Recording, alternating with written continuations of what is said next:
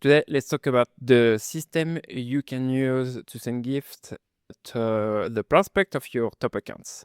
A few weeks ago, I saw this post on LinkedIn about the CRO of Venta, Stevie Case, and she was sharing about the gift she got because she was a professional video game player of Quake, and she booked the meeting because she received this. So obviously, I say, oh yeah, that's interesting. And then I saw this other post from the same person that sent this to another person, Tom, here, the CMO of Incident.io.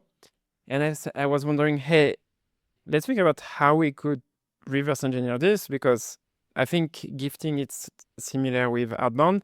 Most of the time, the gifts are generic. They send the branded gift to the prospect. So I was thinking that here, this person, Brennan, spent a lot of time to research those two prospects to send them a gift. So I was thinking, hey, let's think about this system. Hey, how we could use that, for example, for an ABM approach on your tier 1 accounts, because here, obviously, if you are using this, you know that's going to be a bit expensive for the gifts. So let's say if your top accounts are worth between 200K and 1 million euro or even more, a gift like this could definitely stand out because it's well researched.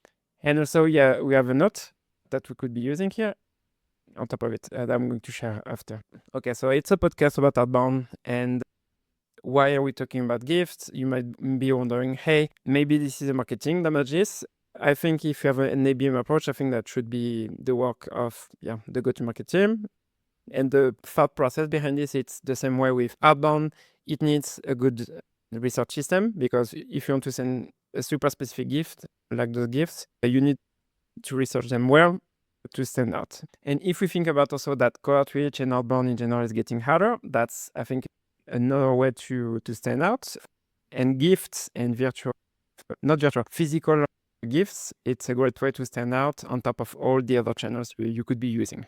And I did this because also I was talking with a customer about this, about how we can, instead of doing this manually, basically that's something you can use with Clay or Cloud Code, whatever you use. You can test first on 10, 20 accounts, and then you can run this on all your top 100 or 200 accounts. And so basically the first step is to find a clue about the prospect, because unfortunately not all your prospects are going to share enough online, so you can use that with them. Because here we are talking about two people that shared something specific online about them. So the CRO of Venta, she shared in an interview that she was an ex-pro Quake player.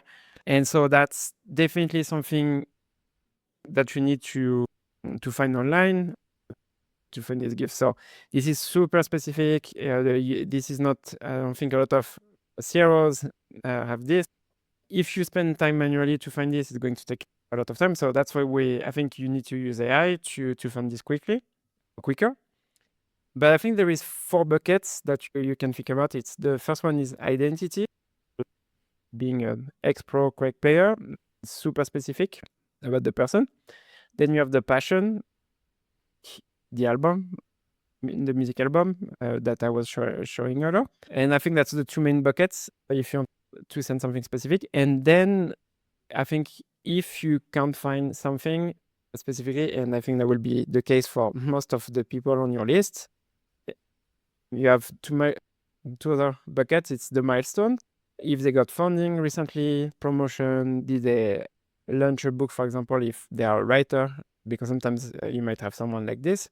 And then you have the last bucket, no gift. That I think we don't need to send gifts for the sake of sending gifts, because I've heard on some podcasts or read on LinkedIn that some prospects were complaining about sending generic stuff. It's not helping.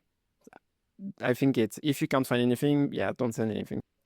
But let's keep going with step 2, how you can find the clue, turn the clue into a gift plus not. So like I said here, like I was saying here, if step 1 fails, step 2 doesn't happen. So basically, if you can't find the clue, don't focus in. And I'm not talking about stalking people here. I'm really talking about what you can find on LinkedIn, what you can find on interviews or podcasts that they talk about publicly, not Facebook or Instagram.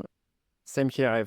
I was a few years ago talking with one of the marketing leaders at Chili Piper, and she mentioned that she got once something super creepy from a salesperson, that they found the address of the marketing leader, and then they talk about the street where they were living, and I think it's too creepy and you shouldn't do that. So it's really more about the stuff you can find online publicly on LinkedIn or interviews. So more business context. So step one, the clue. So here an example I think you should think about. So if we take about, again, the example of music and gaming, if you say, oh yeah, the person says, oh, I like music or I like video games, it's not specific enough. So I don't think you can use that in a gift. Then you have something, it's more specific to the passion. So here, into indie rock or plays FPS games. Same here, it's more niche, but it's not specific enough. And then you have the two layers we're talking about, the passion and the signature, the identity of the person. For example, if they shared, oh yeah, I'm a big fan of Radiohead, seen them 7 times, for example.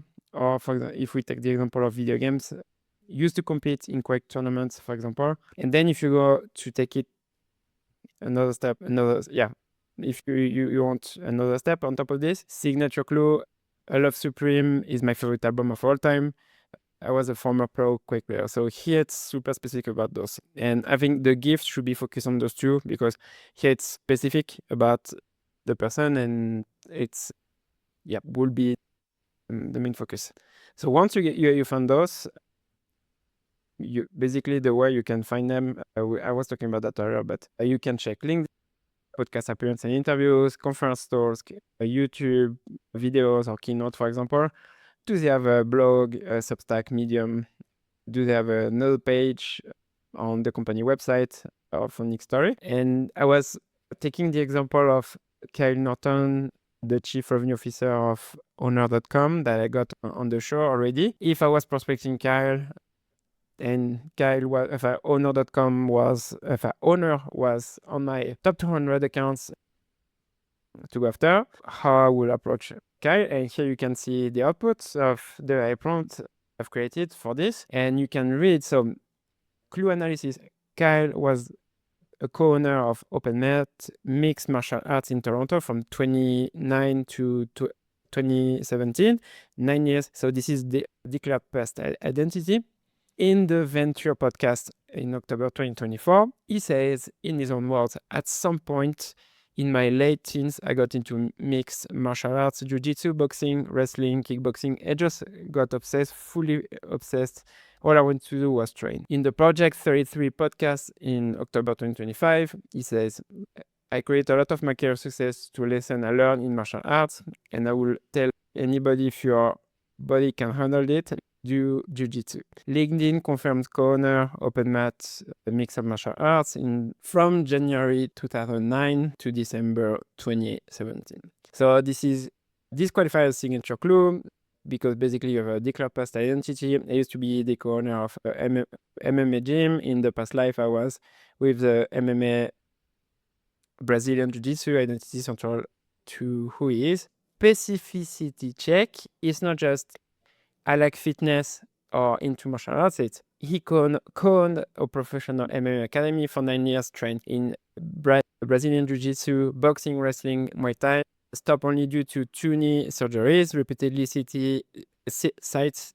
He said that a few times already, and also focus on Brazilian Jiu-Jitsu as a discipline he focus most. The clue is multi-source confirmed, LinkedIn profile, co-owner role listed, the venture podcast quotes, press Project 33 podcast transcript. Also, if you are listening to my show or reading my newsletter, I'm testing a lot of AI prompts to see which AI is the best model for research specifically.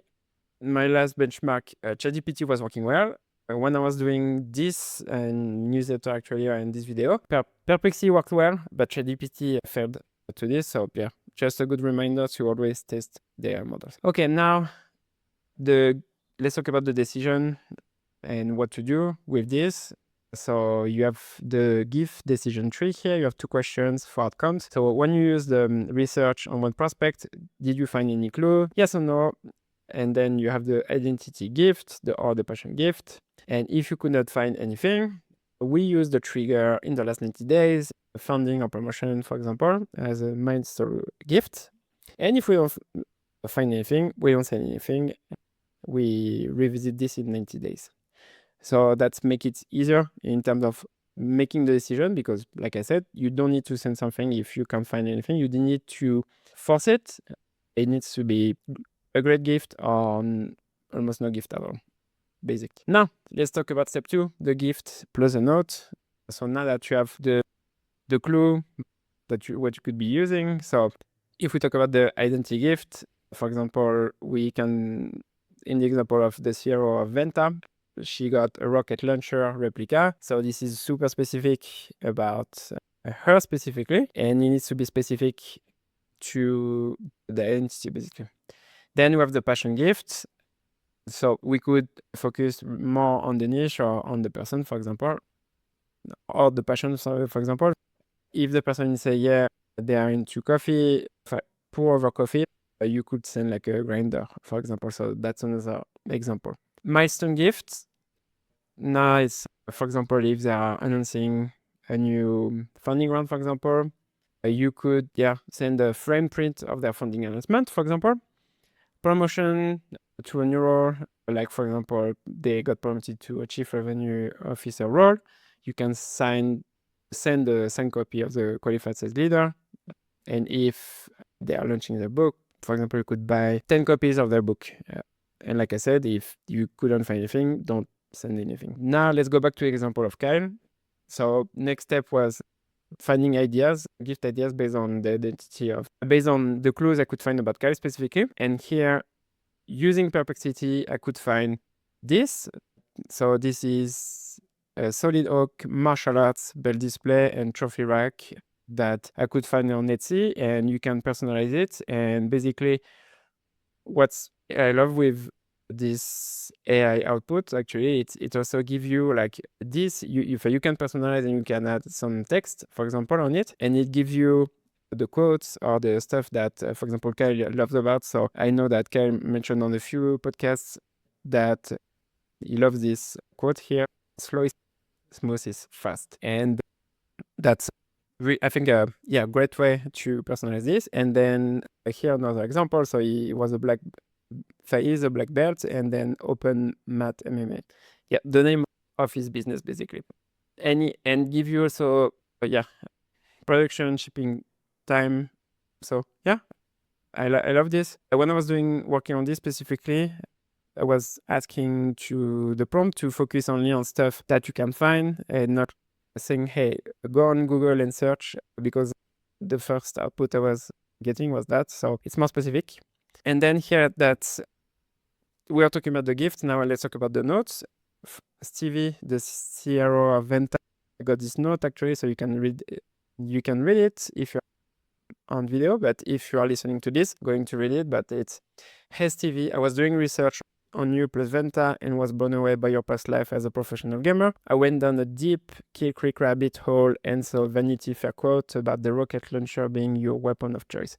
And boom, I couldn't think of a better way to introduce myself, plus my company Wildcard. At Wildcard, we create one-on-one campaigns like this at scale for companies like Amplitude, and their prospects love it. Not to mention 25% of them convert into sales meeting. Chat next week about doing this for your team. And I love this, actually, super simple and showing what you can do. Basically, the services of Brennan is showing what he can do, and I think that's a really good example. So if you think about the template that you can reuse with this, because it's that's the example from the CRO event. Basically, the template for this is the first you focus on the research proof. You show where you found the clue and using the prospect language. Then you have the rabbit hole, a deeper detail that requires real effort to find. Then you have the gift bridge, one line connecting the research to why you are sending this. Then the pitch plus proof, one sentence on what you do with logos on a number, soft task, specific reflection, chat next week, not would love to connect, for example. And then you give your name and direct email. So between 60 and 90 words. So I said, yep, now let's do the same for Kyle. What I could send, for example, if I was sending a note to Kyle with the gift I was talking about earlier. Hey Kyle, found out you owned an MMA academy in Toronto for 9 years, then heard you say on the podcast last year that Jiu-Jitsu built your leadership philosophy. Sending gift, figuring out it belongs with you more than in a warehouse. At Outbound Kitchen, I help go-to-market leaders build outbound system that compound. Worthless chats, Eric at outbound.kitchen. And that's it. So basically, you have now the process and the system you can use if you want to run that for your top accounts. If you want to get this in my paid newsletter, I have the 3 prompts to help you with all of this. Prompt 1, research and classify, so you know what you can send to the prospect. Obviously, if you can't find anything, no need to send a gift. Prompt 2, going to give you like 3 gift ideas for each prospect that where you could find some clues. And prompt 3, the one to help you write the notes. Thanks for watching, and I see you in the next episode.